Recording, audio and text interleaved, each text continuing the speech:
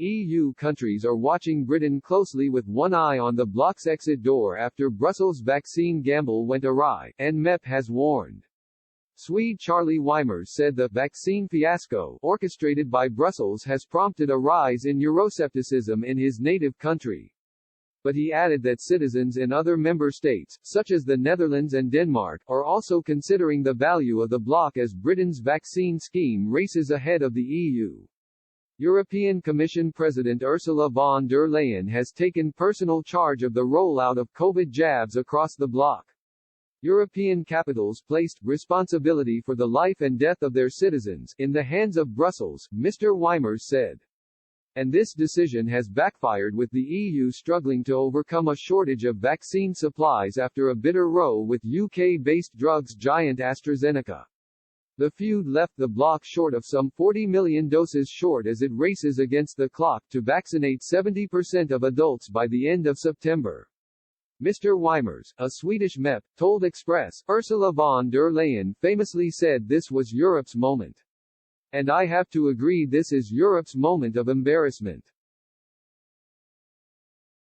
Mrs. von der Leyen has been hiding for most of this week, and it seems no one in the Commission have got a grip on the situation. Departments are passing the buck, blaming each other, while she is focusing on damage control.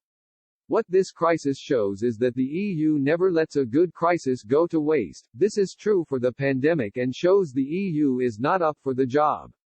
The Swedish Democrat politician said European voters are already comparing and contrasting the EU's bungled scheme with that of Brexit Britain.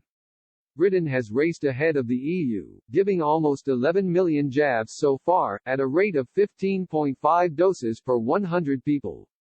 The EU, which has delivered 14.3 million jabs, is trundling along at a rate of 3.16 per 100 people. Mr. Weimers urged national governments to look in the mirror for trusting the Commission with securing and distributing life-saving COVID jabs. He said, governments that have advocated handing over responsibility for the life and death of their citizens to the EU need to take a very hard look in the mirror. He added, one needs to ask what the benefits of the joint procurement of vaccines are apart from EU symbolism. Meanwhile, Mrs. von der Leyen has made a compelling case for Brexit when she conceded its independence had allowed the UK to operate more nimbly to secure supplies.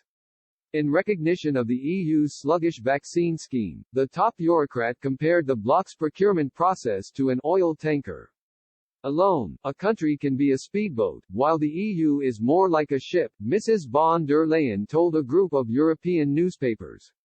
Before concluding a contract with a pharmaceutical company, the 27 member states had 5 full days to say whether they agreed or not.